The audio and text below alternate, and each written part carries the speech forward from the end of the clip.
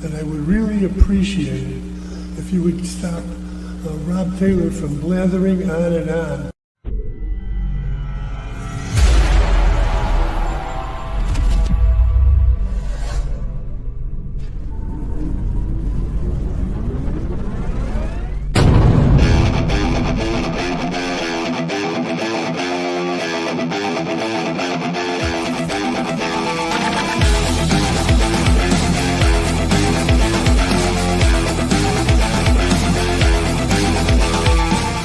Opinions expressed by talk show hosts, callers, or guests on the Rob Taylor Report do not necessarily represent the opinions of the hosting platform, subsidiaries, sponsors, or possibly anyone else on the planet or the known universe.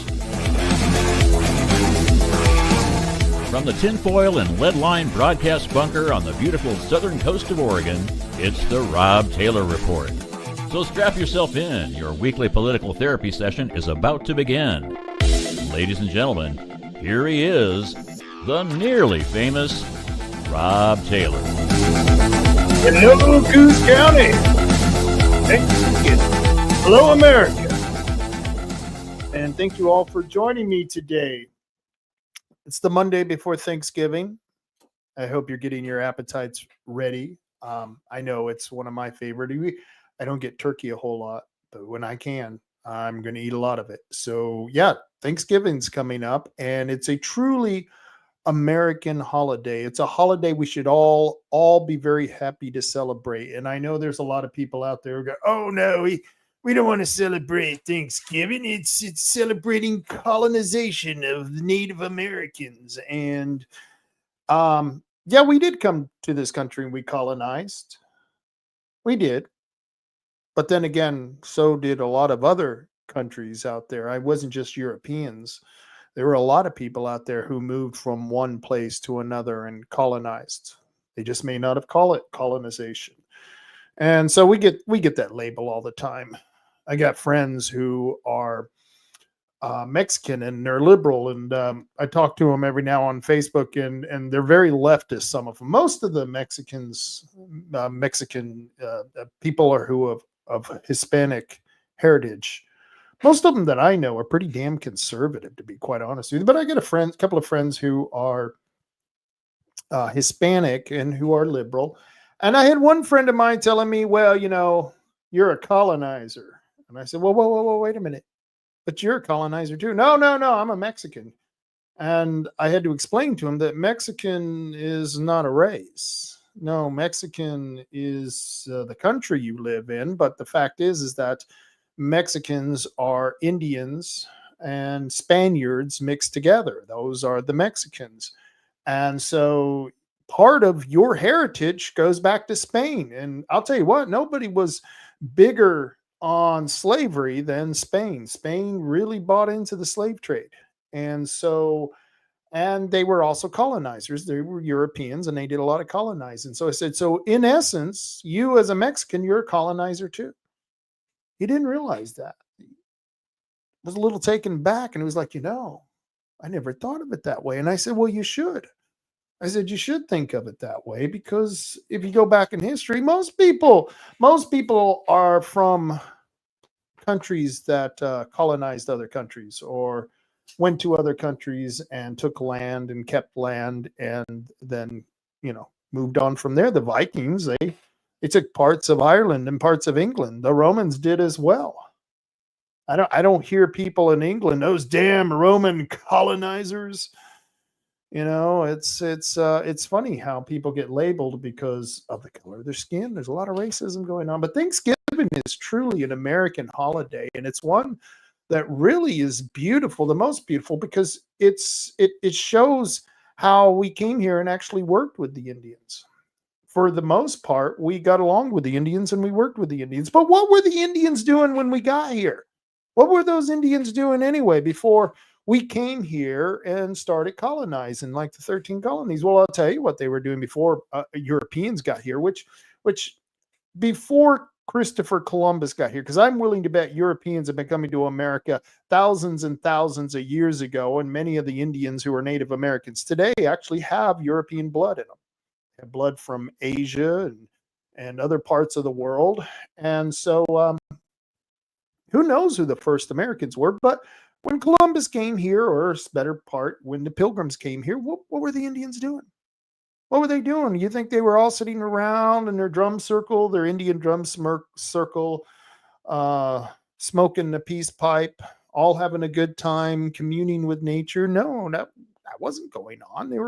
They were, in fact, the Indian tribe that we celebrated Thanksgiving with, or at least the Pilgrims celebrated Thanksgiving with, were at war with another tribe, and they were very thankful to see the Pilgrims because they had experienced white men before, and they knew that white people, Europeans, I should say, had a lot of firearms that the Indians would like to get their hands on to kill fellow Indians, other Indians.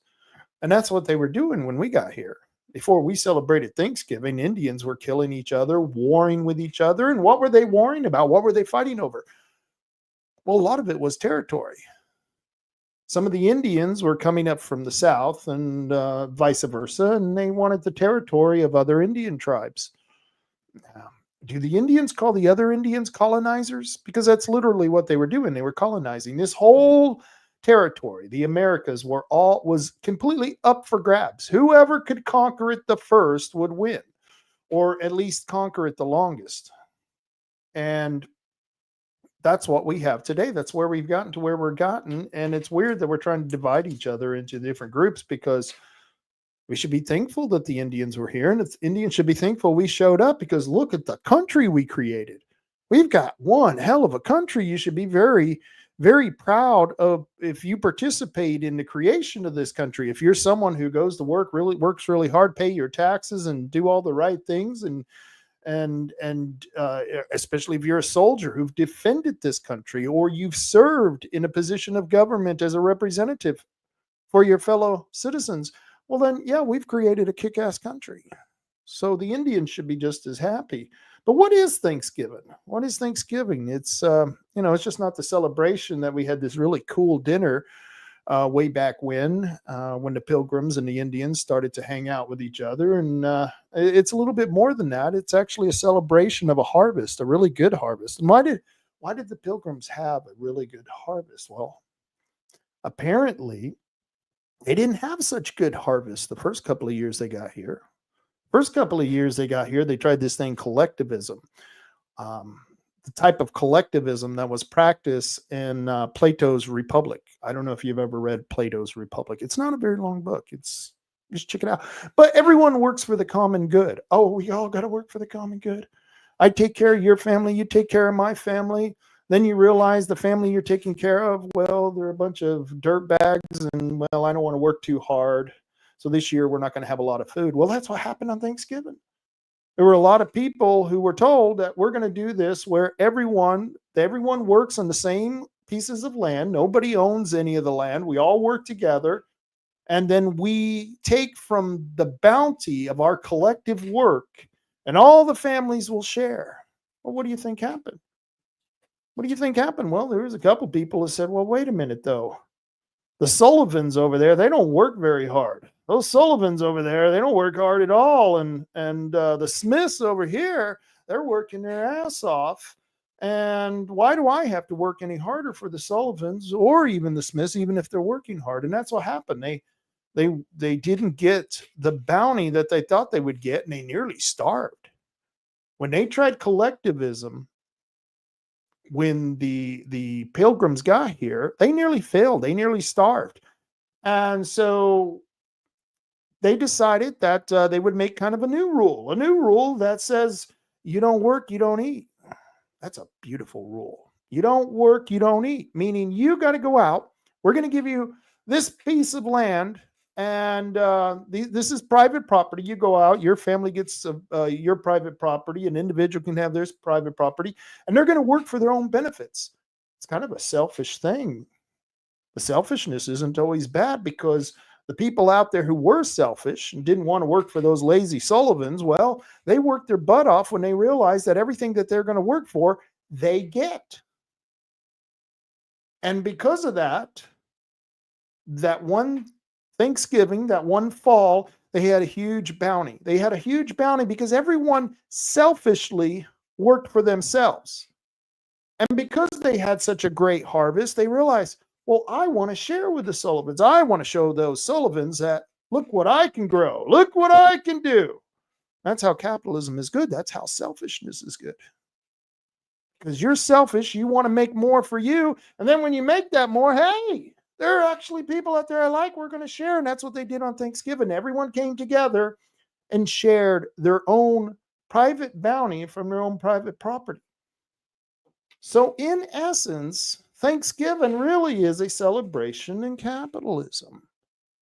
Damn, that's beautiful. What an incredible. I'm a capitalist pig. I hope you're a capitalist pig. One of those free market capitalist pigs, not one of those corporatist capitalist pigs. You know, the corporatists who want to practice corporatism. We got a lot of those people in government, and they try to confuse people who are capitalists. And of course, people who are communists think that is real capitalism, and that's why they're communists, because they always go, well, capitalism doesn't work, but it does work. And the proof is Thanksgiving. Go back and read your history and look at the first Thanksgiving. It's one of the best American holidays we have, right next to Independence Day. I know people, oh, it's the 4th of July. No, it's not just the 4th of July. It's Independence Day, when a small band of people told the largest country and the baddest king of all kings in the entire world to go F themselves. Go screw yourself. Go pound sand, King George. Independence Day. So Independence Day and Thanksgiving, I believe, are truly the only federal holidays we have. You know, we don't have national holidays. I don't know if you knew that or not. People go, oh, it's a national holiday. No, we're a federalist country. We have federal government. We have a state government. The states divided into their own. 50 of them right now. 58 if you're talking to Obama. But 50 of them right now. And we don't have national holidays because the federal government can only declare a federal holiday for federal agencies. And so people go, oh, we have a national holiday. No, we only have federal holidays, and then we have state holidays. And but of all the two holidays that I like, the two that I think really are legitimate holidays that should be celebrated by the federal government is Independence Day and Thanksgiving Day, because Thanksgiving is a celebration for capitalist pigs like me. I hope you're a selfish capital pig. I hope you make a lot of money.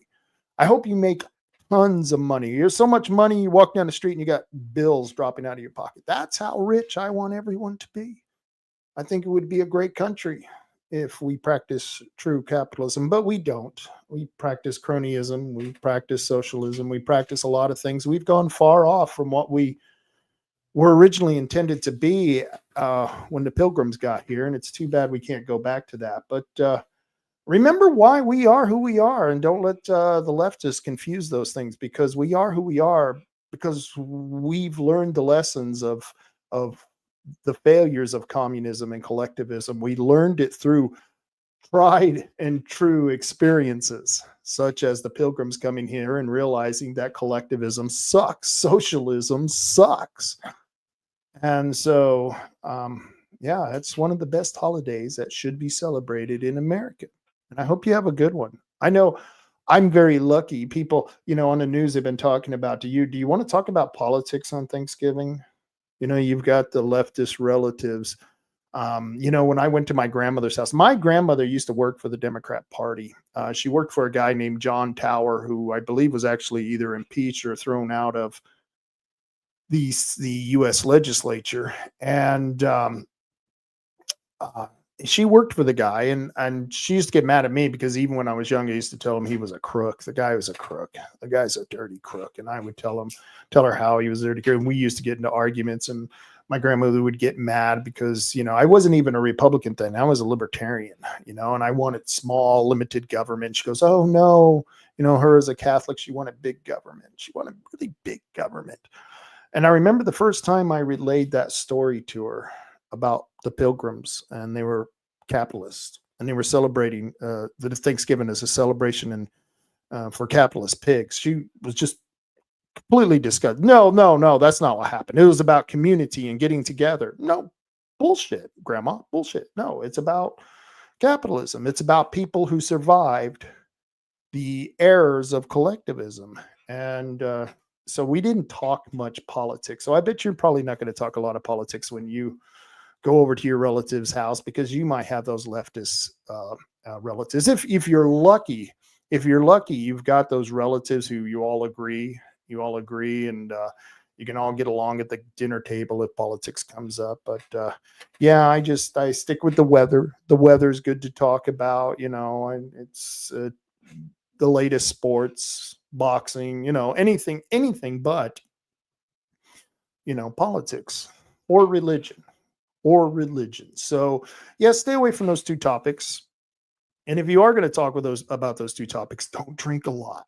That doesn't help. Don't drink a whole lot and start talking about politics and religion at the dinner table for Thanksgiving. That's really bad. And I'm going to get to go next door. I live next door to my mother-in-law, and she makes one mean turkey, really good stuff.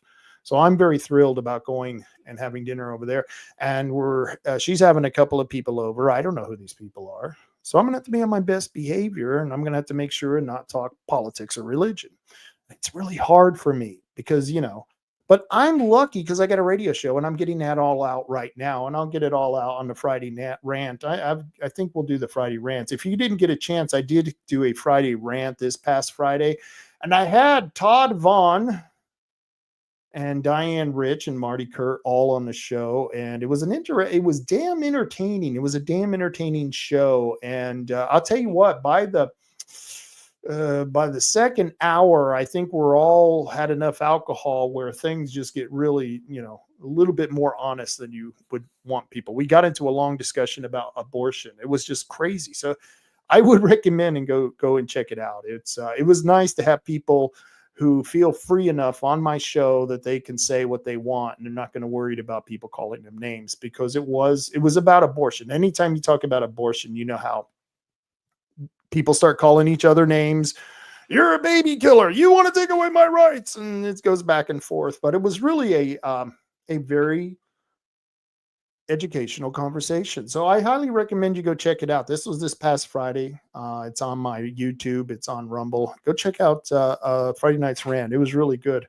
But today I'm going to talk about something I really didn't want to talk about. There are so many things I would love to talk about, but unfortunately, sometimes government gets in the way.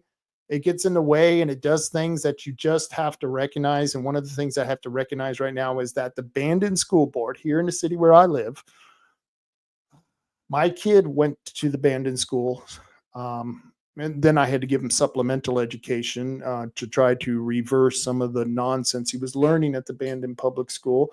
But it was good. It was really good. He turned out to argue all the time with his leftist teachers. God, I love that kid. I raised him good. I raised a good kid, but he used to argue with his leftist teachers. So I knew I was doing okay.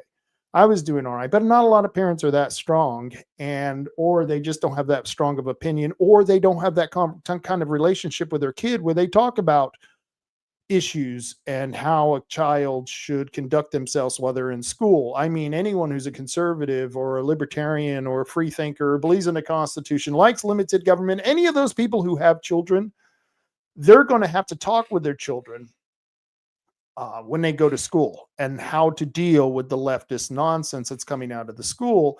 And so I didn't want to cover this subject. It's about the gay and trans agenda again. I get so sick of that. I feel like so much of our time is purposely wasted with the trans and gay agenda. The Trey agenda, maybe that's it. Trey and gay together, the Trey agenda. And it's more nonsense. I'm gonna allow you to. I'm gonna allow you. Like I have any authority over you. I'm going to play a video. I'm going to play a video from the Bandon School Board, and it's a long video. It's about 20 minutes, but it's the best part of the meeting. The meeting was like a 2.5 hour meeting, so I had to watch all of that before I got to the good stuff. But I did hear after the meeting about this issue of the Bandon School Board, where they were voting on the creation of a caucus for the Oregon State Board Association, the OSBA, the Oregon State Board Association, or School Board Association, the Oregon School Board Association. And that association represents all the school boards across the state. And which is probably not so bad, because since most of those schools come from counties that are red counties. We may actually have a lot of influence at the Oregon School Board Association. I don't know, but they are thinking of creating a Pride Caucus. A Pride Caucus is, of course, made up of people who believe in the trans and gay agenda. I mean, why else would they want to create a Pride Caucus? And I certainly don't think there should be any caucuses at the Oregon State Board Association or School Board Association. Why? Because every individual member should be representing the school district that they come from, not a group from the overall people who go to every district, meaning that we shouldn't divide people up into different groups to represent those other people of that group from other districts. You're there to represent your district, and that's why you're sent to the Oregon State Board School Board Association. That's why you're sent there. And they want to create a Pride Caucus. Now, if I went up to the Oregon School Board Association and said, hey, I'm a member now, and I want to create the White Caucus. There is a Black Caucus at the Oregon School Board Association, but I, being a rebel, being a contrarian, I would say, well, then, if we have a Black Caucus, then we should have a White Caucus.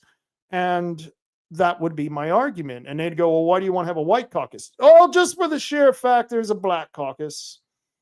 I still want to represent everyone equally, but I just want to have a White Caucus where only white people would be allowed to join. And by the way, I want to do another caucus called the Heterosexual Caucus for heterosexual pride. And that's what I want to do, is have a heterosexual caucus at the Oregon School Board Association. And of course, they would laugh at me. I would never get it. I'd be called a sexist and a racist. Yet they're talking about creating a Pride Caucus, and that's what the Bandon School Board voted for. And because every district gets a vote on creating these types of caucus, they just recently, like I said, created a Black Caucus. But if I went up there and said I wanted to create a White Caucus or a straight caucus, straight pride, which is really weird. I don't know why you would be proud of being straight. It's just something that happens or not. But like I said, as the contrarian I am, I'd be saying, hey, you got a Pride Caucus? Well, then we're going to have a straight caucus. Yep. And it would all be nonsense, because what would we literally be doing to the Oregon School Board Association? Well, we'd be dividing us all up into different groups that represent those groups from all over the state in those school districts. And that's not why people are there for the Oregon School Board Association. You're there from your district to represent your district, not just a certain class of people who have been labeled, privileged. And it's just not right. It's just not right that we have this protected class of people. But that didn't bother the 4 people on the Bandon School Board who'd voted to create this caucus. And so I got a video here that I definitely want to show you folks. And in this video, it's a 23 minute, there's 2 votes. The first vote is whether or not to create the caucus. And I forget, I think the second one is the definitions of the rules of this caucus. I'm not sure, again, what it was, because I only got to see this just last night. And so I didn't know much about it. I have a couple of friends on there on the Bandon School Board. Stan Avery is one of them. And I wish he would have contacted me before this vote happened, because I would have got a couple of people down there to speak out, but it didn't happen, and the vote passed. And I thought you should see that, because it's another display of how this country, instead of doing what our pilgrim ancestors did, what our pilgrims did, they, instead of practicing true capitalism treating everyone equally under the law, because that's what if you're a capitalist, you believe that everyone should have to be treated equally under the law. Everyone, no matter who you are, you should be treated equally under the law. You cannot be a capitalist and think that one group should be treated one way and another group should be treated another way under the eyes of the law. That's in the eyes of the law, everyone should be treated equally. right? Why? It's equal application of the law. And if you're a capitalist, you have to believe that. If you don't, then you truly don't believe in capitalism. So the school board, instead of following our pilgrim ancestors and promoting capitalism and the idea of equality through the equal application of law, no, they decided to create a caucus, which now represents a special privileged group. And I'm going to show you the video here, and we'll be back in 23 minutes to discuss.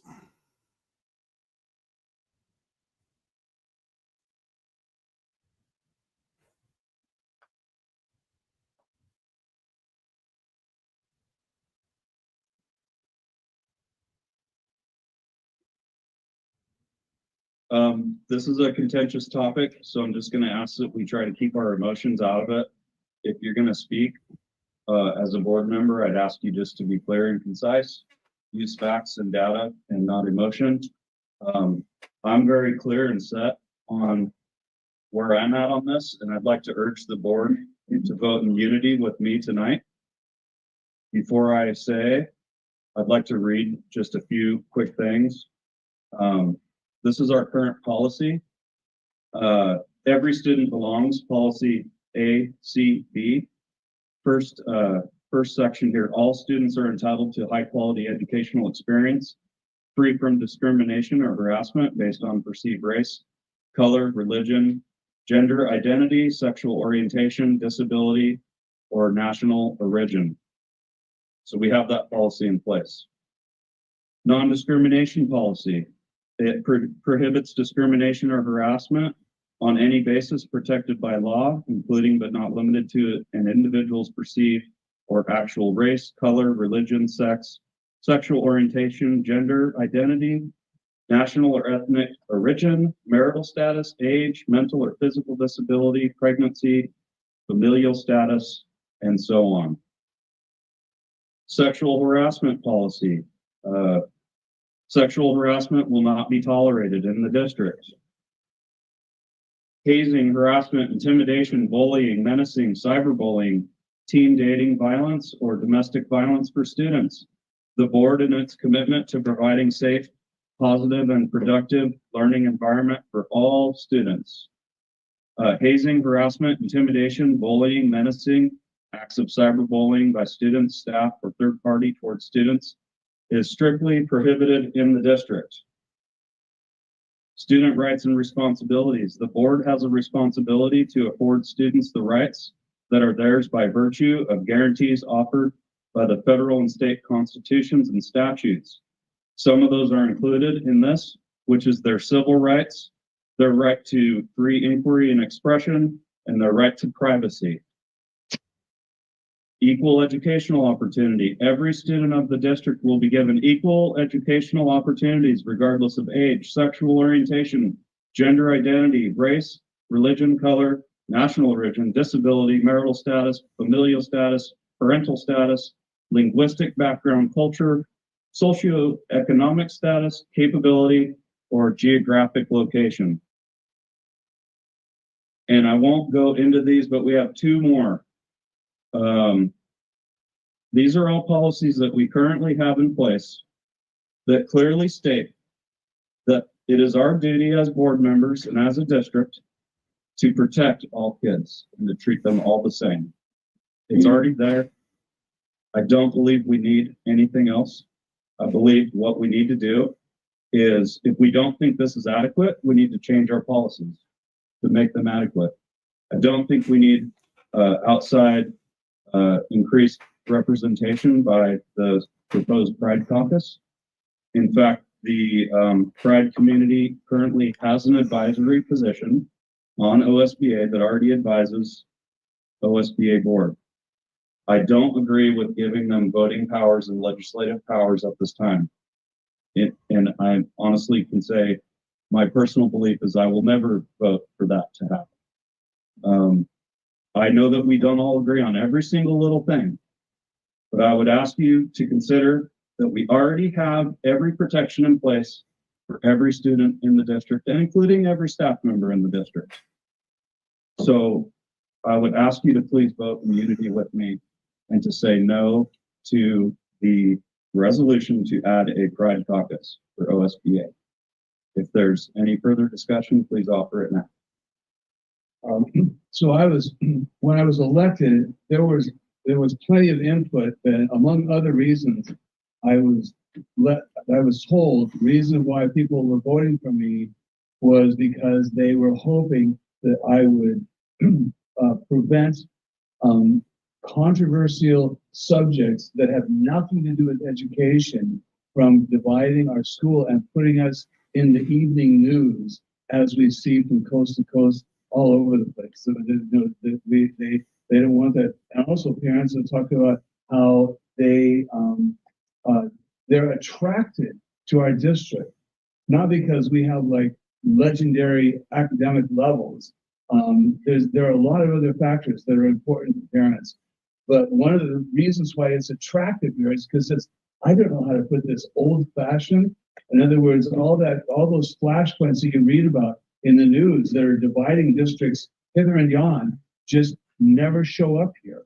And we've got ample protection for the students. Also, I learned, because apparently people knew this was coming up on our agenda, and there were some parents, not more than one, there was several parents that indicated to me that if we open this Pandora's box, their children will be disenrolled.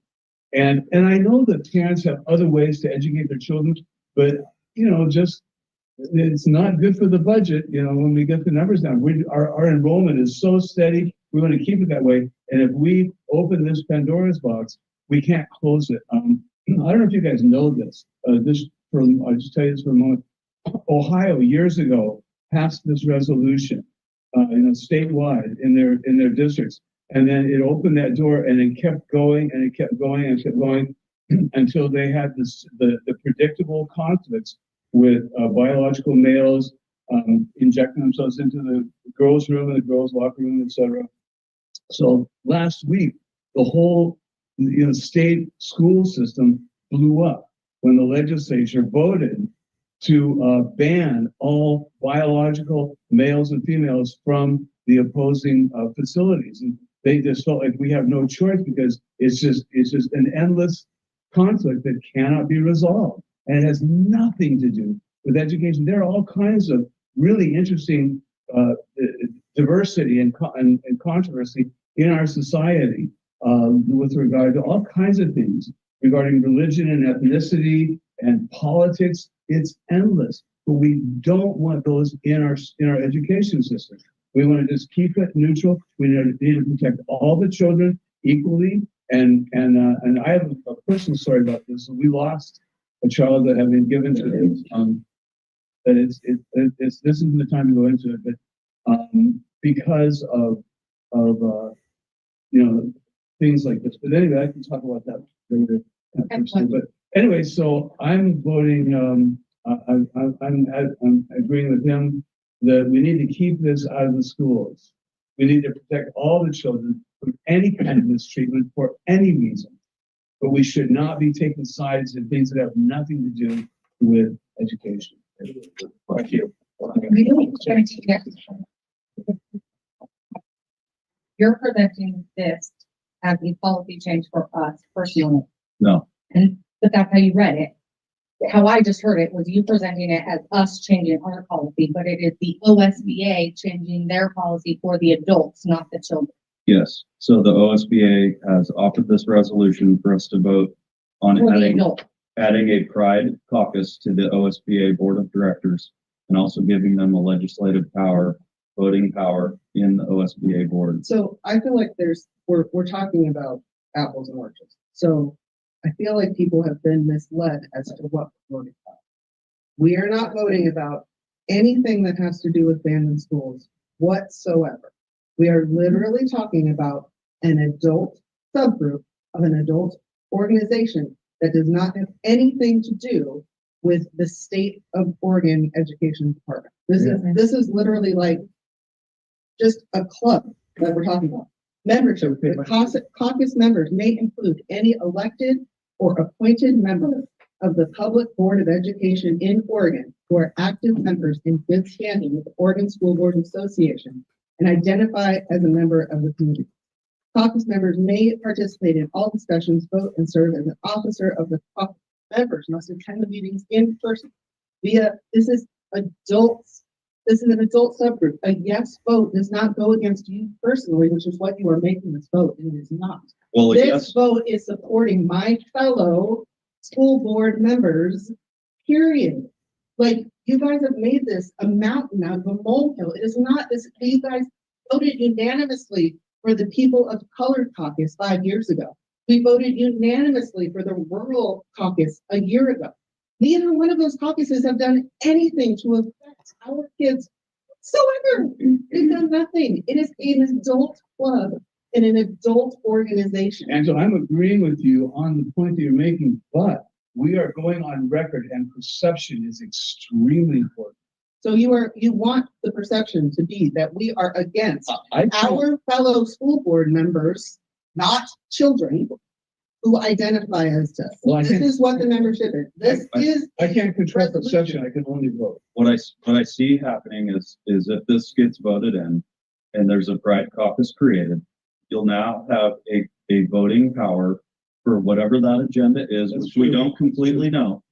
So what they're gonna be doing is helping What you did OSBA. the same thing a Hold year on, ago with the let me Rural finish. Caucus, They're gonna let OSBA shape policy that we would then have to digest. which Take you in. did 5 years ago for the People of Color Well, Caucus. and so I would argue to that point that if they're not doing anything, the People of Color Caucus and the Rural Oregon Schools Caucus, if they're not doing anything, then we need to revisit this whole caucus thing and pause on. It's a support organization for adults, period. I don't see, That's but, all it is. It's like well, then, having an if you AA. can present a good reason for it to happen, then I could say, It's a support for those people, our fellow school board members. This is not about children, and yet you are sending out this There dog are- whistle that it is. there's no dog whistle here, I'm just stating that. Proposal, it's adults and members of OSBA that we're supporting, not children. If this has something to do with children, it shouldn't even be on our agenda. Right. Oregon School Boards Association is supporting fellow school board members. Who cover? It's why we had to vote on It to doesn't- be the direct. Why were you not against the People of Color? We voted unanimously for that. I think we should revisit it. If they're not doing anything, then what's the point of They're having them? supporting each other. They're already, It so, has I nothing mean, to do they, with education. they support themselves regardless of whether or not they have a. It's a club. This is a club. And It's it. and at this point, they already, so my thought is they already have an advisory committee that advises the Because OSB. So they already, They're following the rules of the organization by doing that. and they're sitting here asking us to now change the bylaws of OSBA to give them voting Just like we did control a and year ago. power Just like we did. a for year that ago. agenda. One vote. That's like. And I'm sorry, but I can't support it. 197 school districts. Those are the school board members that want this for themselves, Not the children. not kids. This has nothing to do with kids. School. This is about school board members, ourselves. This organization is our organization that supports us. If we did not have the OSBA 3 years ago during COVID, we all would have been sued and had our houses taken away. They were the only ones that were supporting us when we said we wanted our kids in school.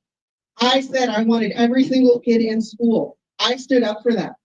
I had teachers tell me that they did not want to be in school. I stood here, I cried while I read the letter that said they didn't support us. And yet the School Board Association supported me.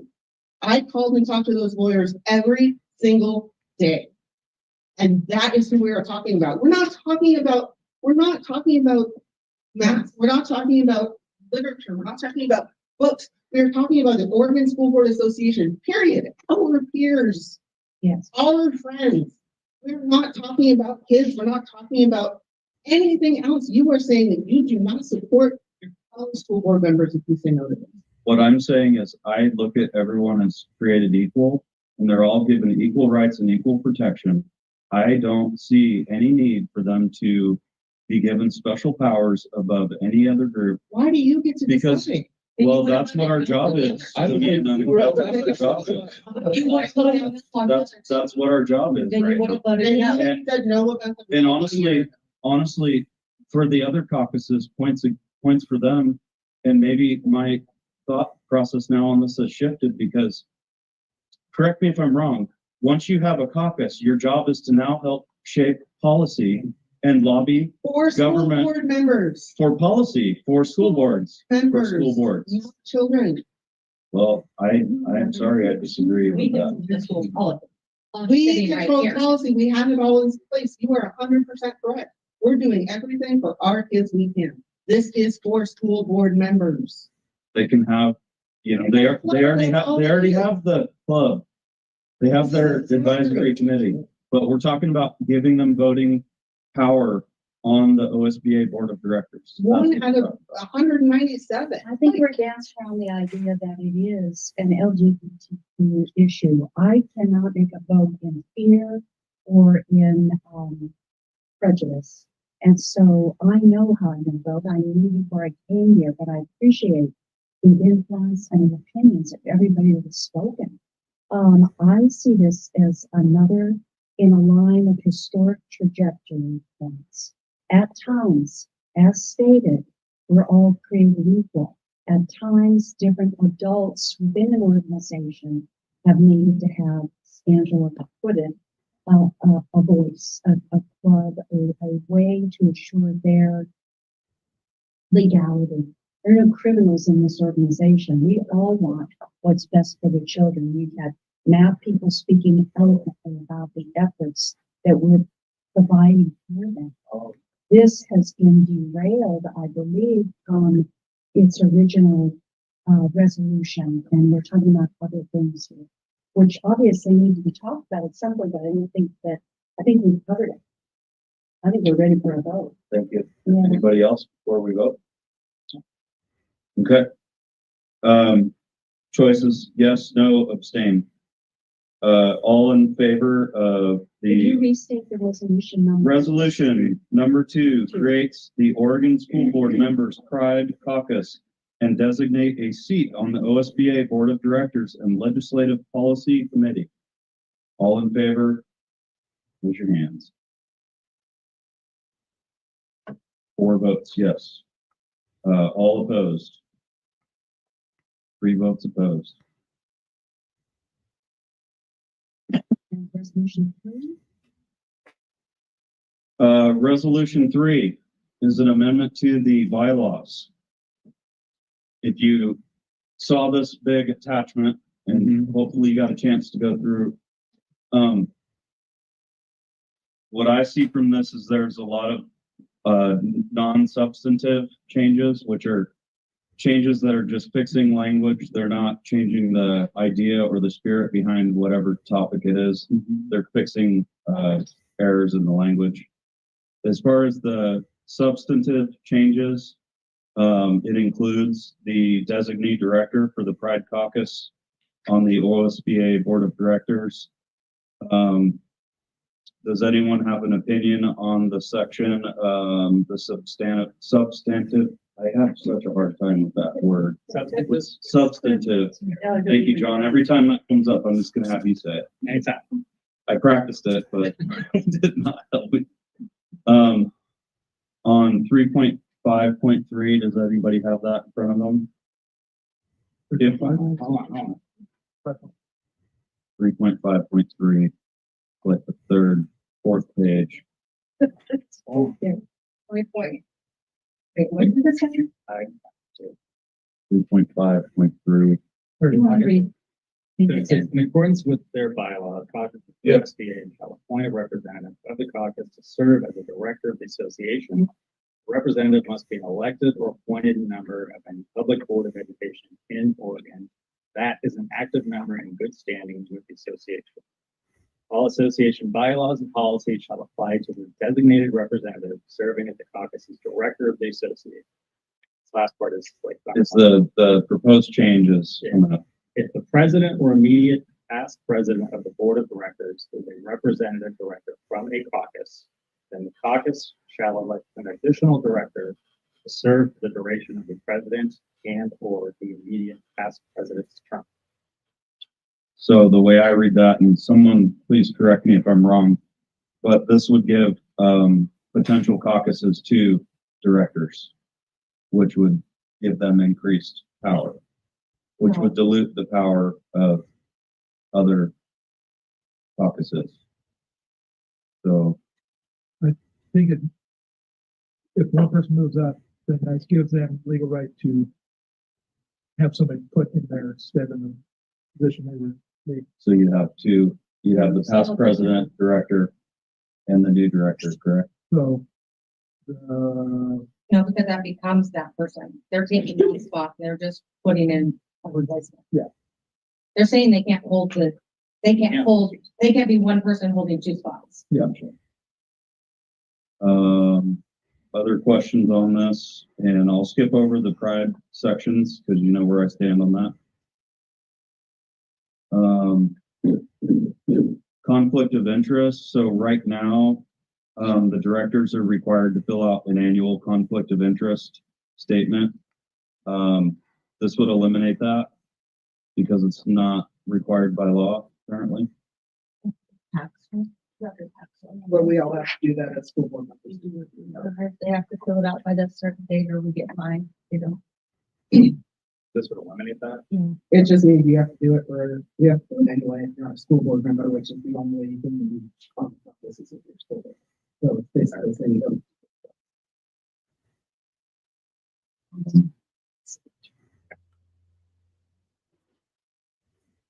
Any other points that anyone wants to point out while I go back through my notes here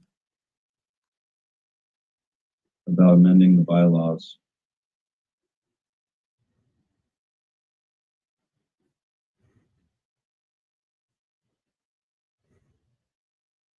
like you said, most of them was just that going through language again. Yeah. Clarifying. Changing members to directors. Yeah. So unfortunately, I have to vote no for this, although I see there are some changes that need to be made because of the language corrections and whatnot. But because of the Pride Caucus, I'm sorry, but I have to say no on that. If there's any other discussion though before we vote. And that's only in there if 2 passes. It will not be in there if 3. If 2 doesn't pass, then the wordage that you're referring to will not be. Right. Any other discussion? Okay. Again, yes, no, abstain. Resolution number 3 adopts the proposed amendments to the OSBA bylaws. All those in favor? And all those opposed?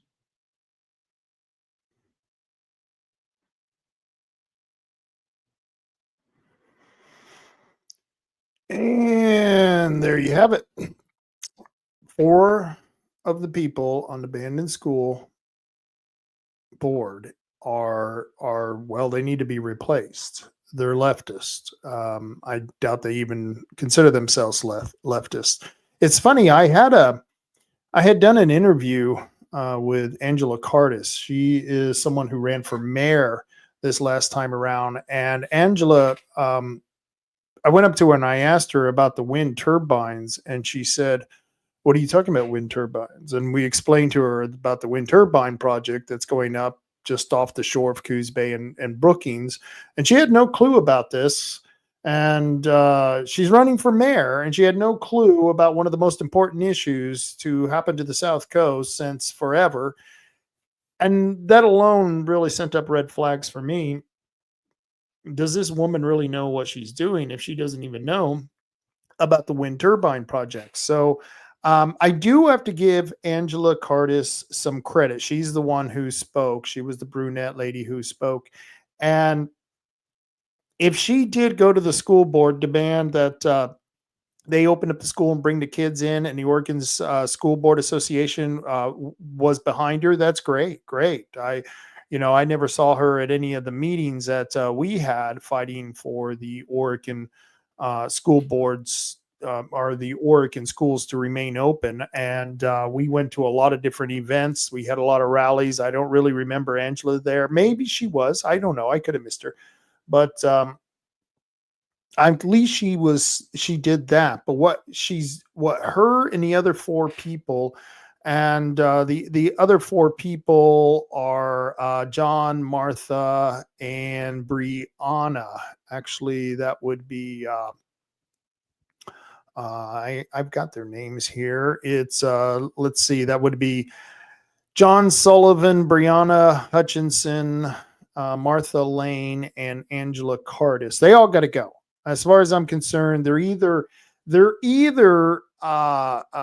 completely naive or they're willfully ignorant. And I don't know. Maybe it's worse than that. Maybe they know that the people that when you create a caucus, first off, why would you create a caucus for pride people in the LGBT community? Well, I'll tell you why. Now, it's not about, as Angela Carter said, it's a club. It's a group of adults just getting together. And what did she expect? They're just having drinks and talking about current issues? No, these people, and David Heisel, who was the chair of the meeting, you saw him there. He was pretty strong. And it must be tough dealing with people like those four board members. And Stan Avery was there. At least he spoke up. At least he spoke out. That was nice. But what do people think? What does Angela and the other three school board members think that they're going to do once they create a Pride Caucus? Well, I'll tell you the first thing they do. The Oregon School Board Association, they advise school boards on policy. And if they are influenced by the LGBT community, the trans agenda, the gay agenda, then it's eventually going to be pushed to its extreme. First, it starts out, well, we got to allow trans people to play on different sports. That means if a boy's a girl, or should I say a boy is pretending to be a girl and he wants to play on girl sports, we should allow that. I don't usually see it the other way. You don't see a whole lot of girls wanting to play on boy sports, even though it does happen. I believe the wrestling team had a girl on the boys wrestling team, which was always very awkward for the boys because they never felt right wrestling a girl. First off, she's a girl and you're rolling on the floor with her. Well, what do you think happens when a 13-year-old boy is forced to roll around on the floor with a 13-year-old girl? Well, you can imagine what happens. And they get a little excited. They get a little, at attention.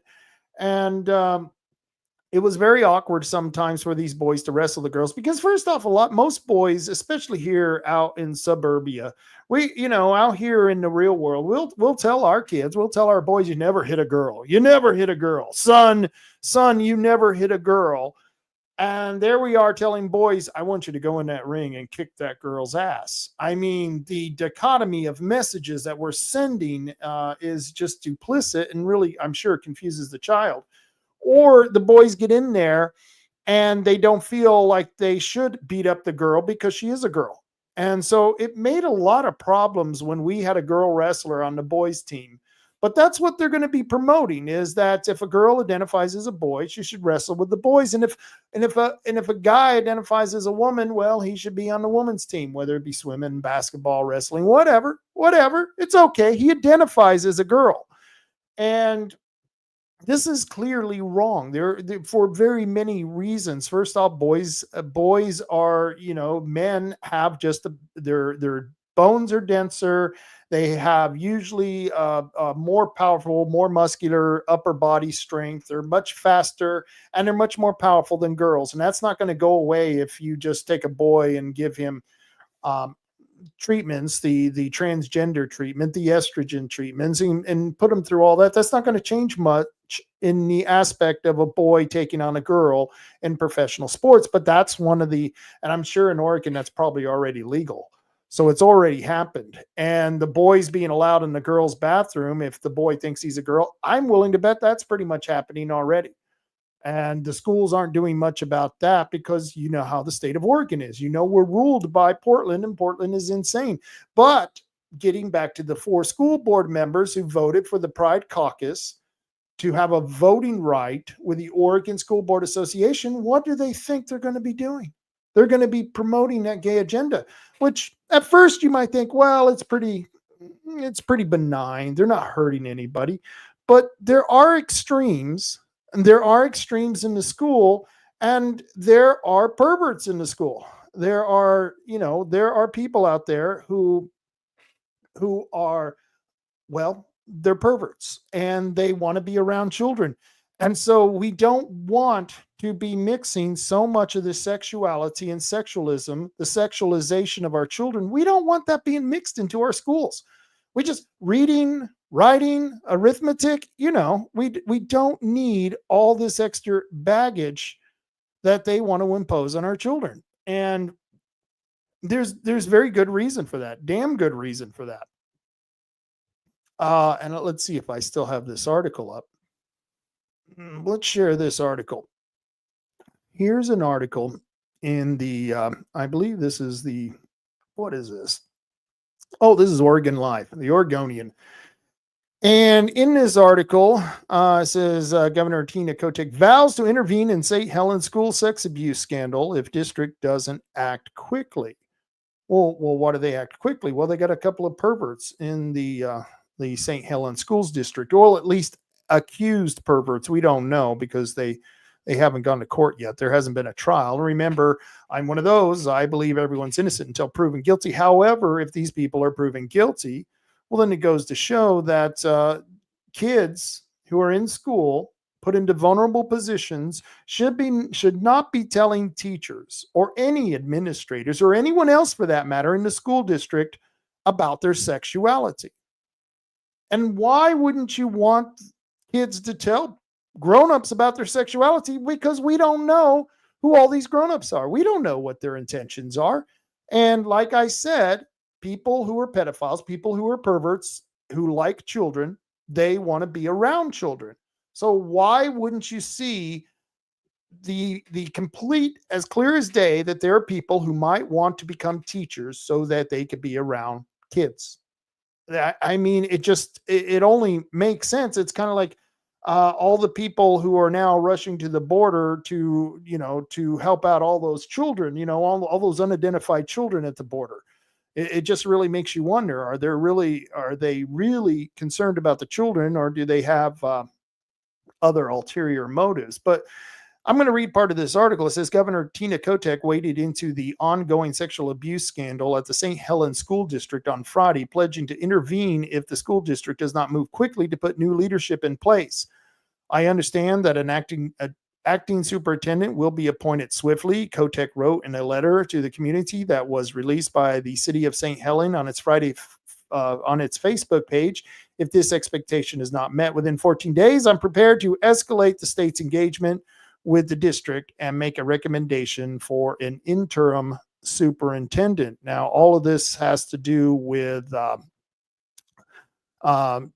two teachers associated with the high school, one a current teacher and the other a retiree, have been arrested and face charges of sexual abuse against students. Additionally, a St. Helens middle school teacher is under criminal investigation for conducting involving students, St. Helens police said in a statement, therefore, but offered no other details. And this is something that's been going on for a while. In fact, let me share this article here. Talking about the St. Helens police allegations against middle school teacher date back to last year. So this even goes back to last year. The St. Helens police said on Thursday, detectives were told of several student complaints of offensive contact by a middle school teacher who is now on leave.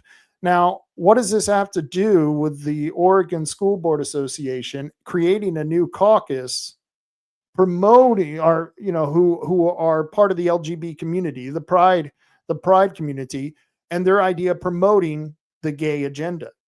I mean, you don't see a problem with this, that turning students over to people who could possibly be perverts and having private conversations allowed to go on in the school between the administrators and the teachers and these students, conversations about what their sexual preference might be, what if they're gay or straight or whatever. Do you really think that's the business of anyone at school? I certainly don't think so. But let me read some of this article. This is about one of the perverts at the St. Helens School District. St. Helens, Oregon. St. Helens police are investigating new allegations of offensive physical contact between a middle school teacher and several students. Acting Police Chief Joseph Hogue said on Friday the allegations stretch back into last school year and will require forensic interviews at child abuse assessment centers due to the victims' ages, Hogue said. The investigation emerges amid a broader abuse scandal that has rocked the St. Helens School District. Last week, police arrested choir teacher Eric Stearns and retired math teacher Mark Collins on sexual abuse charges, sparking student walkouts and community outrage. Now, I'm not sure whether they were mad because the teachers got arrested or if they were mad because the teachers were there. I don't know why the students walked out. It didn't really say, but it's the 2 additional district employees are under state investigation for sexual abuse, though KGW is not naming them because they have not been charged with a crime. Hogue said police haven't been made aware of any criminal activity against them. So once again, they're all innocent until proven guilty. That doesn't matter. It just goes to show that there's a potential to have perverts in the school district.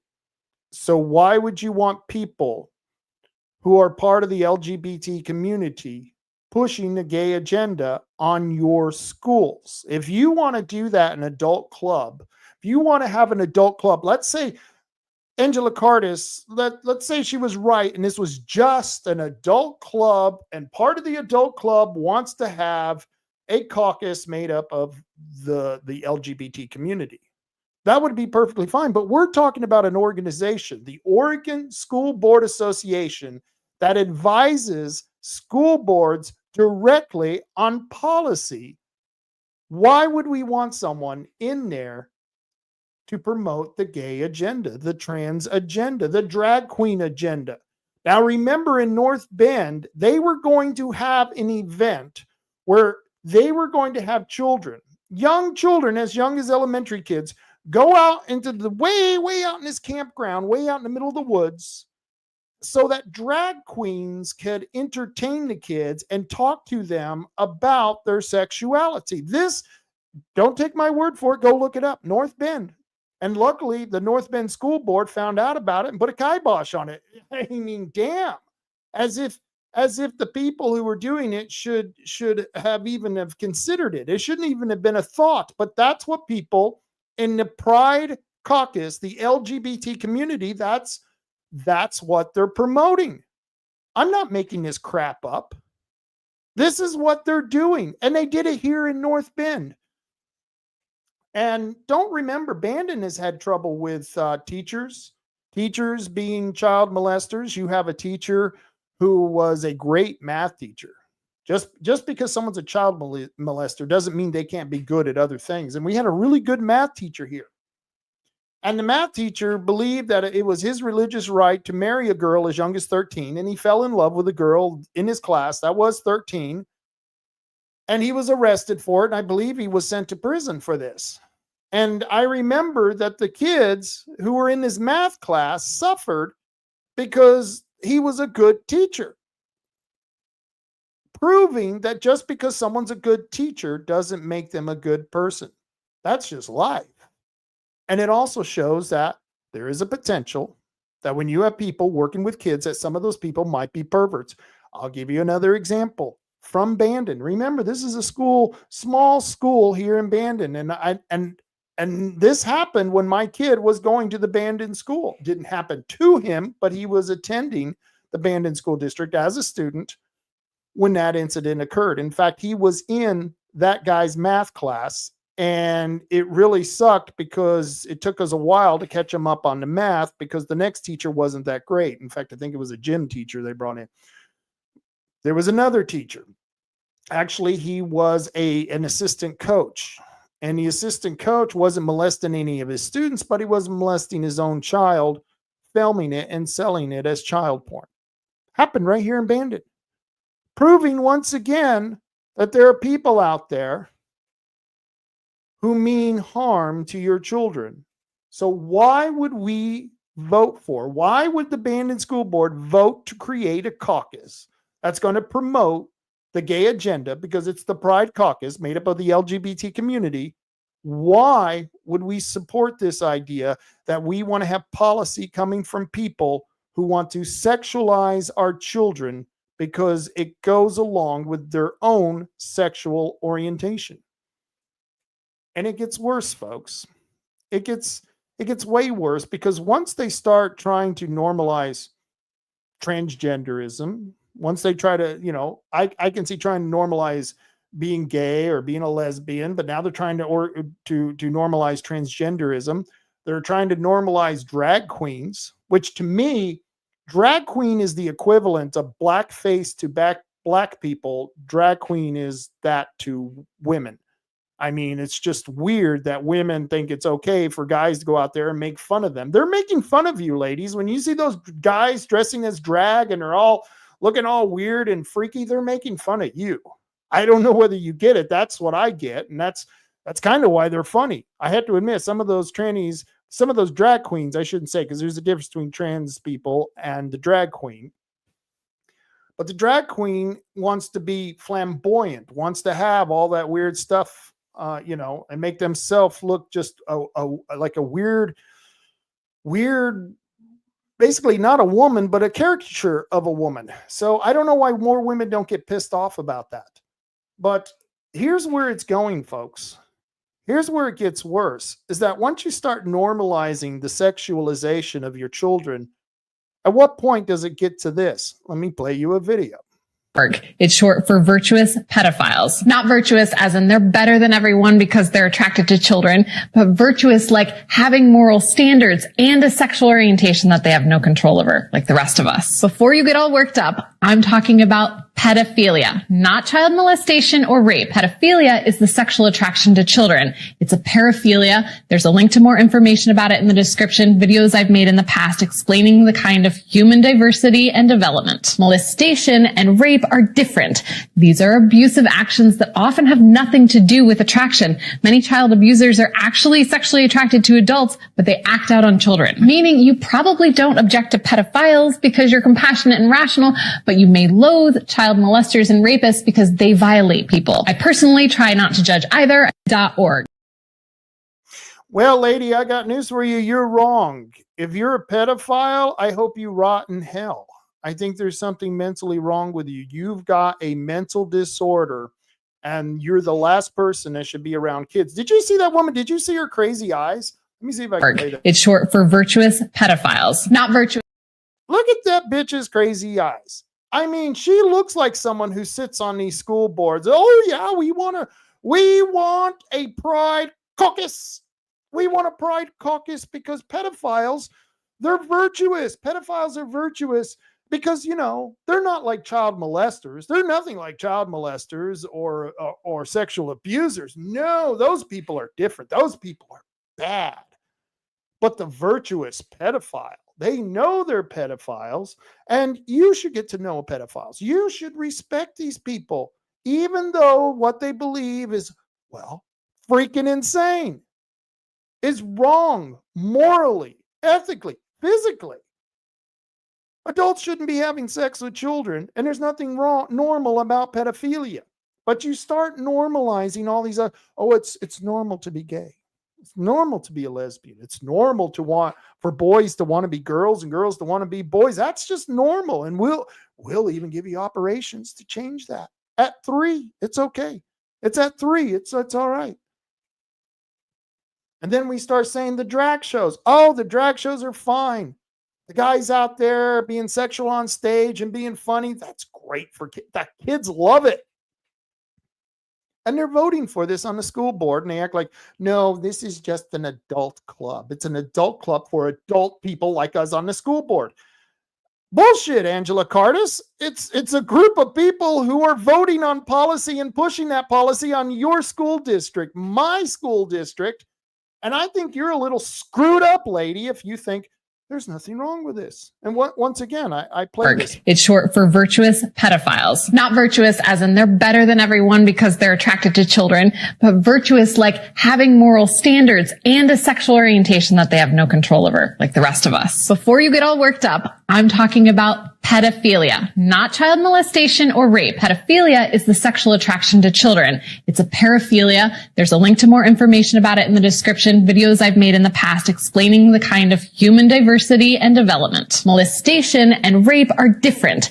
These are abusive actions that often have nothing to do with attraction. Many child abusers are actually sexually attracted to adults, but they act out on children. Meaning you probably don't object to pedophiles because you're compassionate and rational, but you may loathe child molesters and rapists because they violate people. I personally try not to judge either. .org. I personally try not to judge either. She's not even judging the pedophilia. She's not going to judge the abusers and the sexual molester. We're not even going to judge them. No judgment. Well, are you freaking insane? That's why we have standards and goals. You know, I'm a huge believer in being objective. And to be objective, you have to make those value judgments on people. You got to be able to look at people in the eye and say, yeah, that's not right, man. No, you want to have sex with children. I don't care if you're having sex with children or not. If you want to have sex with children, you're really sick. You're one sick bastard. And no, I don't care about you. I don't give a damn if you go flying off a cliff. That really wouldn't bother me one bit. And it goes for the molesters and the abusers. Like, I love how she tries to put them in. They're different categories. Molesters aren't pedophiles. They're just people who want to have more power than children and show the power by raping them. Has nothing to do with pedophilia or sexual attraction to children. No, this lady's crazy. That lady reminds me of some of the women on our school districts. Yeah, that's the liberal women we got to deal with. Women who are so far gone, they think pedophilia is virtuous somehow. Or pedophiles are virtuous somehow. And then you got people like the Bandon School Board voting for this crap. I don't know what to tell you, folks, but we're going down a very, very bad road. And we had other people on that board, and those people, I think they've had to appoint people because some people have gotten off the board. We need to get back in charge of that. You know, this goes back to, we were talking Friday night about the Republican Party. The Republican Party has a little bit of change here in Coos County, and we're hoping that we'll have a stronger party coming out of that Republican Party. And here's why. The Republican Party and people in general who are involved with politics, who are activists, should be on this situation. That room should have been full of angry parents. And I wish I would have known, because I would have been an angry parent at that school board meeting. And I sure as hell would be asking Angela Cardis, are you a dumbass or what? What is your major malfunction when you think that this organization is nothing more but a club for adults?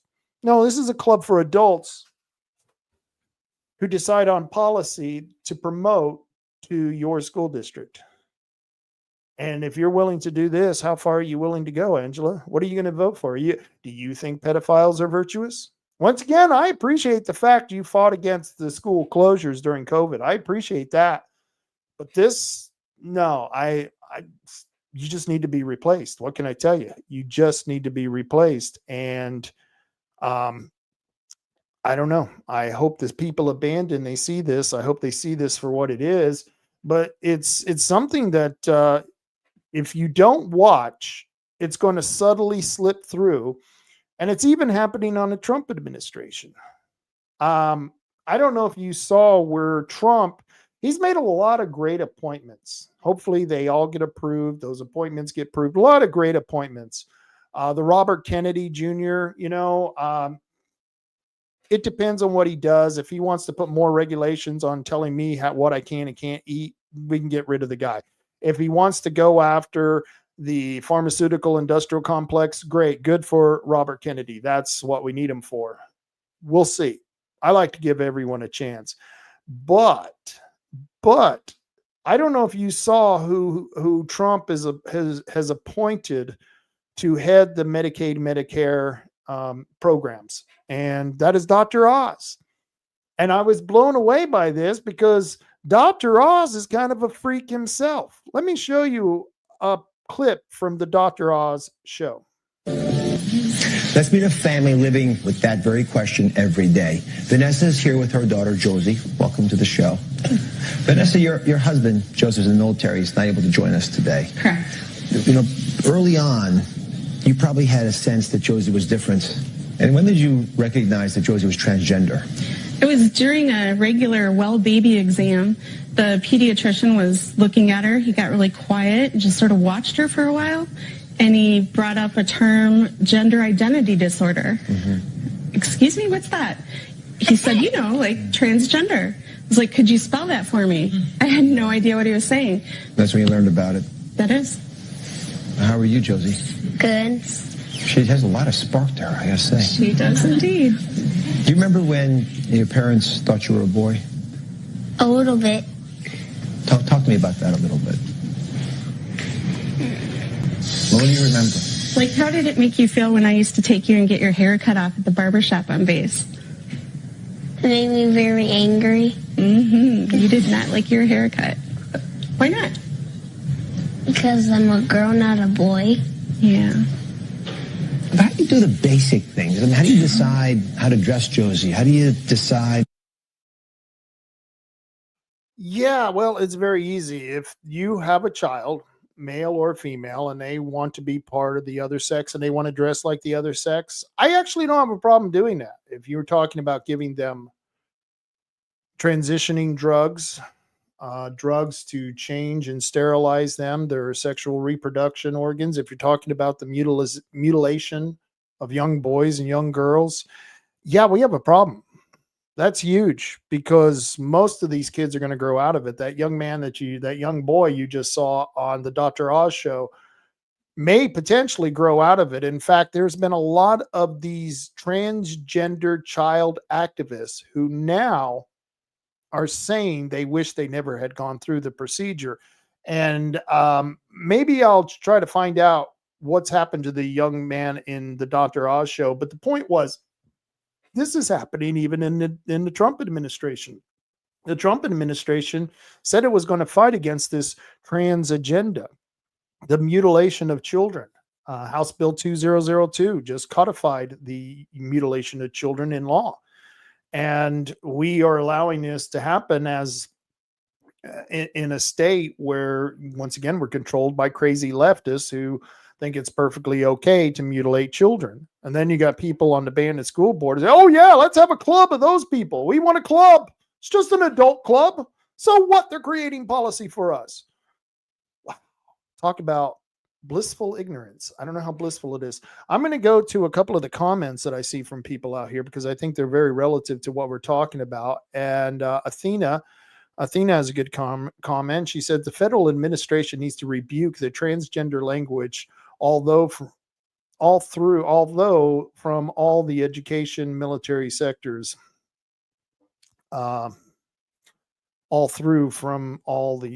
let me read that again. Maybe I screwed that sentence up. The federal administration needs to rebuke the transgender language, although from all the education, military sectors.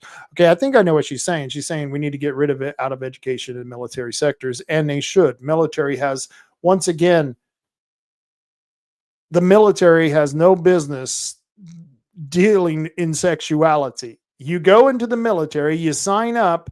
There's no sex in the barracks. It's not supposed to happen. You're not supposed to do. There's no sex in the foxholes. You save that for R&R, and whatever you want to do, you should be allowed to do. We had a pretty good policy. Don't ask, don't tell. I think that was really good. You don't ask, you don't tell. Nobody's damn business. You just go on with fighting for your country. And yeah, I think it should definitely be out of education, Athena. But the federal government is full of these people. So it's going to take a lot of work to get them out. And then when Donald Trump is appointing people like Dr. Oz, yeah, you got to question what the hell is going on. Oregon Outlaw says it's a sick mental illness. Yes, it is a sick mental illness. And you know what they used to do with people who had this mental illness? If they didn't take you out back and just shoot you, they just give you a lobotomy. Athena, she says, Camp Myrtlewood. Yes, I believe it was Camp Myrtlewood, way out in the middle of the woods. We're going to have a drag show. What could go wrong? To have a bunch of drag weirdos, a bunch of drag people talk to elementary school kids. What could go wrong there? Yeah, I wonder. On our tax dollars too, they wanted to bus our kids out there from the school. Yeah, can you believe that? They wanted us to pay for their perversion. And that's what ticks me off about the 4 people on the Bandon School Board who voted for more perversion. Don't they understand that's what we're trying to get rid of? It's just completely asinine, these people. Let's see. Athena also says, Southern Oregon Coast Gender Sexuality Alliance, Tides of Pride, GSA Club Field Trip, and Community Celebration. Welcome to all. Food provided by North Bend High School, culinary program, transportation provided. And you know what the funny thing was, Athena? When I sent that over to the school board, first thing they said was, are you kidding? We're not doing this. And I said, yeah, you are doing that. And they did a little research and they found out, well, I'll be damned. The school was planning to do that. So you got Angela Cardis, those other 3 lefties on the Bandon School Board going, what does it matter that we vote for a caucus, a special caucus just to represent people who want to sexualize children? What could be the problem? Well, I'll tell you the problem. The problem is that you got the Tides of Pride being promoted by the Pride Caucus that you were talking about, Angela. And eventually you're going to have them wanting to do events where they take children out in the woods to talk with drag queens. Crazy, crazy stuff. To and from Camp Myrtlewood, May 5th, 2023, Camp Myrtlewoods, GSA, Southern Oregon Coast Gender and Sexuality Alliance. First off, should the school have a club that's even titled Gender and Sexuality Alliance? That in itself sounds like a sex club. Oh, what are you into? Well, what are you into? I don't know. Let's go to the Gender and Sexuality Alliance and find out what everyone's into. And then we'll know who to hit on. Yeah, it's a freaky place where we can all go. Can't they do that on social media? Why do we have to promote that to schools? And then you got kids who, what I call are, right on the fence. There are kids out there, they really don't know anything about their sexuality because they haven't had much experience with sex. And they run across a friend who says, hey, man, have you seen the Gender and Sexuality Alliance? Yeah, it's a sex club for kids. Really? Says the kid who hasn't had much experience with sex. Well, yeah, you need to come to this club. And the next thing you got a naive young child who's very impressionable, who's very easily swayed by peer pressure, going to a club called the Gender and Sexuality Club Alliance, whatever. And they're pushing that on your students. And I don't know if it goes to elementary. I do know it was in the middle school. I do know it's in the high school. It's still there. And Angela Cardis doesn't see a problem with voting for a Pride Caucus who's going to promote more policies that's going to promote Gender Sexuality Alliance clubs. Yeah, that's just freaking crazy. Athena, she says, can't share the actual flyer. This was the info from it. I remember I posted that everywhere. In fact, I got a picture of the drag king because this was a woman dressing as a man, as if that's any better. And she called herself a drag king. And I forget the name of it, the name of this creature that wanted to come out here to Coos County to introduce our kids to the drag sex life. Pretty damn freaky. Alex Bowser says they have had the schools for years. Yes, they have. And maybe that's why we should just pull our kids out of school. The problem is there are a lot of parents who work and just don't have the time to do it. I myself, my kid wanted to go to school because that's where all his friends were going. I was very much involved in the school. I went to the teachers' meetings. I volunteered as a parent, and I was always involved. I was a coach for football, baseball, basketball. I was there, and there were very few parents that were there. There was probably, I would say, anywhere between about a half a dozen to a dozen parents who showed up all the time to keep an eye on their kids and tell the other parents when one of the teachers was getting to be a little bit too radical. And believe me, those parents are still out there. I know, I talk to them. And once my grandkid starts going to the Bandon School, yeah, you guys are going to see me a lot more on the school grounds. Yeah, because I'm going to make sure you're not doing any weird, freaky stuff around my granddaughter. And if you are, hey, get ready for the ass kickings because they're coming. So let's see. Athena says, it's so offensive. That's what I mean when I say our language and identity as women are being replaced. And you're absolutely right. Your identity as women is totally being replaced by freaks who somehow think that if they take enough drugs, they have enough operations, and they put on enough makeup that they can turn a he into a she, and that's just the way it works. No, contraire, mon frere. No, nature doesn't work that way, Jack. You die, you still have the same male DNA as you did when you were born. So it's just not happening. Let's see. Athena has another one here. The word woman and identity that live is non-subjective. I'm pissed of XX biological women. I am a pissed off XX biological woman. That's what she means. I don't blame you, Athena, for being a little pissed off. I would be a little pissed off if I was you as well. It's like I said, you don't see this happening the other direction. Even though there are a lot of lesbians out there. I see a lot of lesbians around Coos County. These butch dykes who want to act like men. And it's like, I don't know if they understand. You run across me, I don't care if you're a man or a woman. You act like a man, you throw a punch like a man, you're going to get punched like a man. So, and at that point, you're equal, babe. So, but let's see. Another comment. HB 2002 is disgusting. Yes, it is disgusting. And you can thank the Republican senators like Tom Knopp, Dick Anderson, who got reelected. I don't know how. Tom Knopp lost his seat. And I forget the other jackass who betrayed the Republicans who walked out. And, they can still walk out if the leadership had the cojones to do it. If they're in session, they can still walk out and nothing passes, but that's not going to happen. Just not going to happen. Athena, would you believe the bill reduced unlawful penetration of a minor to 45 months and a misdemeanor? Yeah, I can believe that. It's Alex says it's the new normal, LOL.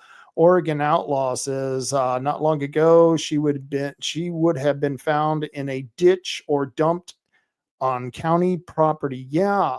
Wow, that's really strong. I don't want anyone killed, but yeah, there were times when people made the suggestion that we should allow the sexualization of your children. Yeah, you might end up in a farmer's field somewhere, never to be seen again. Yes, that's what could happen. Athena says right here, women's language has been overtaken by and are redefined by the queer transgender ideology. We have been fighting it. Yeah, thank goodness. Keep fighting it. Let's see. She has another comment. Please go to Women's Liberation Front to learn more about how we need to reclaim the world woman or the word woman. Our stats, language, rights, education, personal safety, prison spaces are of all. Yeah. Oh, this is a good one. Alex, careful, Rob. Those people will come after you. I got news for you, Alex. They can come all they want. Come on in. Let's see what you got. Yeah. You're talking to a guy who lost his radio show because a Republican senator didn't want to answer my questions and went whining to the owner. There isn't a damn thing Angela Cardis or the stupid ass liberals of Bandon could do to me. There's absolutely nothing. And believe me, I'm not one to sit back on my laurels. The reason they won't come after me is because they know I'll go right back at them. I'll go right back at them so hard, so heavy that they'll never know what hit them. And they don't want to mess around like that because they know Bandon, it is a lot of we do have a lot of liberals here, but I guess what? It's about divided equally between the Republicans and the Democrats. People who are clear thinking and people who are like Angela Cardis wants to turn the whole world over to the Pride Caucus. Yeah, serious. Not going to have, don't even worry about it. These people are nobodies and there's nothing they can do. And if they try, they're going to get it right back tenfold. I can promise you that, Alex. I'm not putting up with shit anymore. And, they thought they could silence me. Here I am. I'm on about 4 or 5 different stream lines right now. You can find me in several different platforms. I get anywhere, sometimes per show, I get a couple of hundred people watching over time. Those shows have built up. I've gotten quite a bit of people watching. They haven't silenced me. And the people who are watching, they want to watch because they want to be active. They want to get active. They want to do things like fight their school board when their school board goes apeshit crazy and wants to turn the children over to a bunch of the Pride Caucus. And we're not going to allow that to happen. We're not going to allow that happen at all. Let's see. Major concern. Yeah, I don't know. Major concern. If you're talking about the sexualization of children, it is a major concern. We need sex out of the government, period. Yeah, we do need sex out of the government. Where is sex even seen in the Constitution or any of the founding documents? You can read. I can't think of anywhere where sex or sexualization or anything having to do with sex is in any of the founding documents. In fact, if you read it, it would probably turn you off from sex for a long time because it's a lot of deep thinking after you read these documents. And so, that was DBS, I believe. Yes, Samantha, that was dirtbag Senator David Brock Smith. Yes, you were correct. And yes, it was Samantha Kotex Dave. Yes, Tampon Dave, the guy who voted to put tampons in the boys' bathroom. But what could be wrong with having, a Pride Caucus at the Oregon School Board? So I thought you people deserved to hear that. Yes, Bandon is a small place. It's a small school district, but what's happening here, I'm sure, is happening in your community. And I encourage people to get involved. Like I said, I was ticked off that I didn't know about the meeting and I couldn't be there. But hopefully I'll be there next time and to let them know we're not going to do this anymore. It's time to all 4 of those people get replaced. It's just time. Let's change the subject right now. And I really wish the schools would get off the sex subject because I'm so sick of talking about it. But when it happens, you have to show it because otherwise they'd get away with it. But let's change the directions. And this goes back to liberals and leftists overall, and the law, the legal system, how everyone should be treated equally under the law. Well, not so much for the leftists. I want to play this video for you. By a court doesn't matter anymore in this country, and people violate laws anytime they want. So for me, if I violate this law, it's because I want a court to pay attention to it. Bucks County Commissioner Diane Ellis Marcellia said her comments about ignoring a Pennsylvania Supreme Court precedent were taken out of context. Ellis Marcellia said people misinterpreted an, quote, inartfully worded statement on my part, end quote, when she voted to ignore the court's directive to disqualify ballots that are not signed or dated properly. Ellis Marcellia's comments have attracted criticism from Republicans and Democrats, as well as accusations that the county was attempting to subvert an election in favor of Senator Bob Casey. The 3-person Bucks County Board of Elections voted 2-1 to count misdated and updated ballots despite the Supreme Court's ruling that such ballots were invalid. President-elect Donald Trump's campaign manager, Chris LaCivita, tore into the members, saying they, quote, will go to jail for their votes.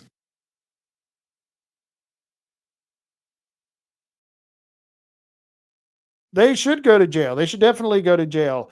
We've been saying for a long time that there's a dual justice system, and that woman the county commissioner in some county in Pennsylvania. She says she's been taken out of context, but I don't know how you could take that out of context. She literally said she was not going to follow the law. And somehow we're taking that out of context. I don't know about you, but isn't that really what happened all through 2020 and 2021? The left, Black Lives Matter, Antifa, they didn't care about following the law, and it didn't matter because the law enforcement, they let them do whatever they wanted. Yeah, this is the problem with the left. They want to create laws that they themselves don't even have to live up to. No, we don't even want to live up to those laws. We want you and everyone else who we disagree with to live up to these laws, but we're not going to obey those laws. If they don't work for us, we just don't obey them. And she didn't even give a good reason, not even saying that, well, it's unconstitutional. You know, if I don't like a law, that's what I'll say right off the bat. It's unconstitutional and I will accept the punishment. But she wasn't even willing to do that. She was saying, oh, we just want the courts to pay attention. If I break the law, we're just doing it to let the courts pay attention. Well, believe me, the courts would pay attention, and they did rule on it. The Pennsylvania Supreme Court ruled on it. And she has since taken back those words, and they have stopped counting those ballots. But seriously, that's the leftist mindset. That right there is exactly what the left do. And then they tell the rest of us, well, you have to live by the rules we pass. Us, not so much. Here's another good example of that. Precinct on West 35th Street this morning. Police say at about 2 a.m. Sunday, he robbed a 38-year-old woman in the hallway of her Hell's Kitchen apartment building. He allegedly grabbed her purse, cell phone, and bank cards, and also performed a lewd act. The victim is a Manhattan assistant DA. She was not injured. Police traced her stolen cell phone to a hotel on West 45th Street, which led them to believe the suspect is a migrant, and they were able to track him down. Somoza was arrested just last night. Police say he was using drugs on the street and had stolen items with him. Police believe he is part of Tren de Aragua. That's the Venezuelan gang that has preyed on people in Times Square and Central Park. Somoza is facing a number of counts, including sexually motivated robbery and burglary. He also has 6 prior arrests, all from this year on similar crimes. And he's believed to have arrived in the U.S. in February of 2023. In Lower Manhattan, Lauren Glassberg, Channel 7 Eyewitness News. Oh, thank you, Laura, from Channel 7 Eyewitness News there. And, the assistant DA that was attacked, that is Alvin Bragg's DA. He's the one who's been prosecuted Donald Trump. And of course, once again, these are Democrats not obeying the law. Why? Because they don't have to. I mean, they came here illegally. This guy came here illegally. Why would he obey the rest of the laws? I mean, the left doesn't enforce our immigration laws. And then he ends up attacking an assistant DA for Alvin Bragg. This is beautiful when this happens. I'm sad anyone has to suffer, but if they suffer due to their own policies, due to the unfortunate creation of their own laws, if the left suffers because of that, good. They need to suffer. They need to suffer greatly, because a lot of us out there are suffering because of these criminals who have invaded our country. And it was great to see this. But to go back to that commissioner from Pennsylvania, once again, there you have a legitimate county clerk, a legitimate county commissioner telling you, oh, we're not going to obey that law. We don't like it. And then they wonder why these people come in here illegally, breaking that law, comes here illegally and breaks all kinds of laws, up to the point where he attacks the assistant DA that works for Alvin Bragg. Yeah, talk about just desserts. What can I say? There was a lot of things I could have talked about today. I hope you enjoyed the show. It was, once again, next week I'm going to find some other subject other than sex to talk about, because I really don't, especially when children are involved. It really just irks me. What can I tell you? And I hope our school boards get a little bit more sense. I hope all of you have a great Thanksgiving. I hope you enjoyed my story about Thanksgiving. If you're just tuning in, you can go back to the beginning and hear about it. But it's true. It's all true. Go look it up in your history books. I thought this was kind of funny. I don't know if you saw where Mika and Joe from Good Morning Joe, Joe Scarborough, they basically, they're a bunch of turncoats to their own side, the left. They went to go see President Trump in Mar-a-Lago, where I guess they kissed the ring of Donald Trump and said that they would be willing to play nice. You know, they used to be buddies with Donald Trump before 2016. I mean, Trump was on Good Morning Joe all the time. Or at least once in a while you would see Trump on there. But once he became the Republican presidential candidate, of course, Mika and Joe had to attack him, to the point where just before the election, they were calling him Hitler and a Nazi, and that he was going to destroy the country and democracy. But I guess it wasn't that bad, because they went to go see the president to mend some tides. But you know who came back at him? Good old Rosie O'Donnell. I'm going to play this video. And at the end of the video, while you're watching it, I want you to think about this. What do you think Rosie smells like? I mean, she just looks like a person who hasn't taken a bath in a while. She looks like a bag lady, but she really gives it to Mika and Joe Scarborough. You're going to love this video. Hold, please. So Mika and Joe went down to Mar-a-Lago to kiss the ring. It's the last time I ever watched Morning Joe. Period. End of statement. Unreal. Unreal. For months you were telling us he's the worst thing that could happen to this country and democracy. And then you go kiss his ring? Despicable. Despicable you. Both of you. Oh, Joe, despicable you. This was a great meme. I saw it there. Counting down to Christmas. Nope. January 20th. Yeah. We'll have a fun time on Christmas, but I'm waiting for January 20th. So too bad for you, Rosie O'Donnell. Too bad for you. Yeah, they went and kissed the ring, which only proves that when you're the one who's the winner, you're the one in power, even the lowly leftists will come crawling to you, come crawling out from under their rocks to kiss the ring. I want to thank everyone who tuned in. And before I get out of here, I want to remind you of some of my great sponsors. I have some really great sponsors. 3H Tree Service. 3H Tree Service, if you got some problem trees and you need to take them out, they can do it with surgical precision. They come into your property.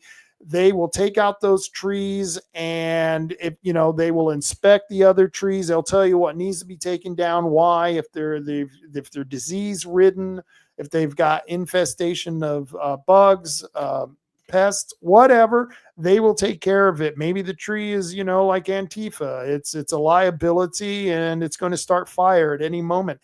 Yeah, they will take care of that. They will take those trees out with surgical precision. And great guys. They always clean up after themselves. They give a service with a smile, and they're pretty good about coming out all the time, on time. They'll make an appointment and they'll be there. They know how to keep a schedule. These are great guys.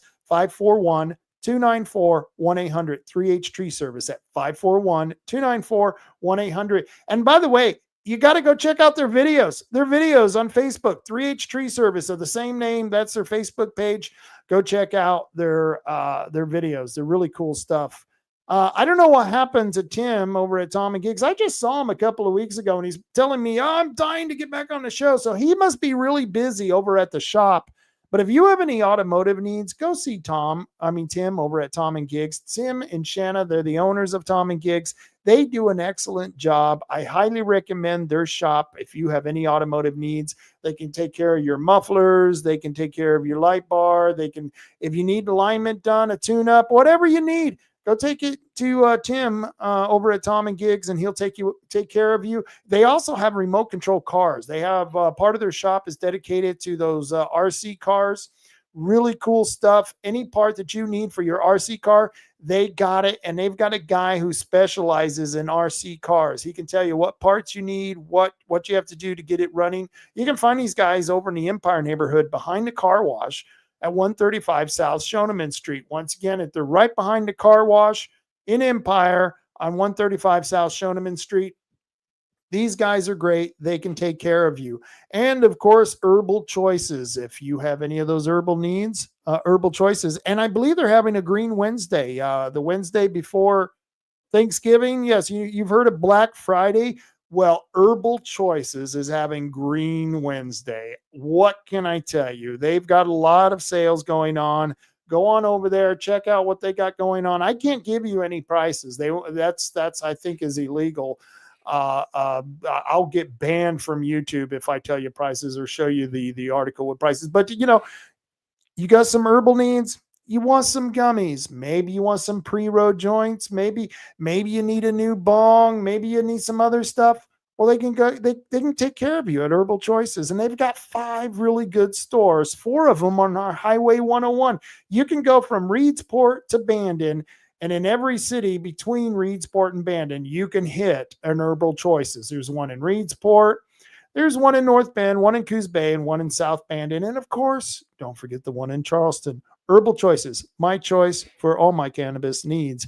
And if you're looking for a gun group, a no compromise gun group who's fighting for your Second Amendment rights, Oregon Firearms Federation. Kevin Starrett over there is the director, and he's been doing this for 30 years. And boy, they've got some really hard cases coming up, and you need to go check them out at OregonFirearms.org. Sign up for their newsletter. They don't send it out a lot. He just sends it out when it's needed.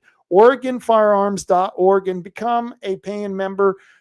They need the money. They need the donations, and they're not just wasting that. They're not pissing the money away like the government. No, they're fighting the government, the Oregon state government, who wants to take away your firearms. They want to disarm you, and they want to put the Pride Caucus in charge. They want to put the criminals in charge. They want to put the mentally defunct in charge.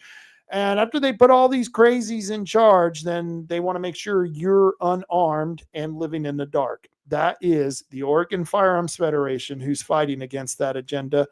No compromise group. They're the only no compromise group in Oregon. OregonFirearms.org. They're not my sponsors, but I like to mention them. Bandon Gun Club here in Bandon. If you want to find out more, go to bandongunclub.org. They don't have a rifle range over at Bandon Gun Club. They've got a 5-stand shotgun trap shoot. You can go and try out. They got a pistol range. If you want to sight in your rifles, I recommend Tioga Sports Park. They're next to the dump. Once again, these guys aren't my sponsors. I just like to mention them. Tioga Sports Park. You can find them at TiogaSportsPark.org. Tioga. I like that name. Tioga. Yeah, gives me a special feeling when I say it. Tioga. Sounds like a horn on an old car. Tioga. I don't know. I'm messed up here. TiogaSportsPark.org. I highly recommend you check them out. Before I get out of here, let's see what comments.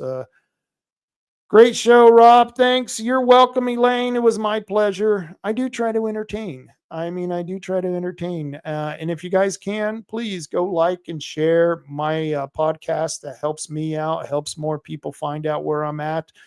Sign up for my newsletter at robtaylorreport.com. And like I said, like, share, subscribe to my YouTube channel or my channel over on Rumble. And yeah, I'm actually on X too, not XXX or Rated X, just X. And you can find me there. And Oregon Outlaw says, have a good evening, Rob. I will. Yep. I haven't figured out what's for dinner yet, but I will. I'll figure out what's for dinner, and we'll go from there. It was a fun show. I really enjoyed it. And gosh, I just wish people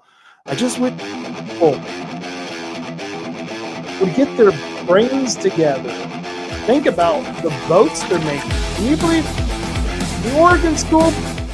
the Bandon School District voted for an organization, inside an organization, that's going to promote the gay agenda. That's what they did. That's what they did, folks. This is the Bandon School Board. At least 4 of them. David Heisel, Stan Avery, and I don't know the other gentleman's name. There were 3 of them who stood up against it. Thank goodness we have a couple of people that are really good and know how to vote the right way. Because the wrong way well, that passed at the Bandon School District, and we need to fight against the gay and trans agenda. And I hope you enjoyed it. I'll see you this Friday for the Friday night rant. That'll be a crazy rant, because not only is it we drink on Fridays, but it's the day after Thanksgiving. We're going to be a little toasted, folks. I don't know what's going to happen. But I'm going to try to find some special people to put on the panel and have a huge topic on many of the issues that affect you today. And thank you for tuning in. I hope you have a good time. And until then, folks, you know what I always say?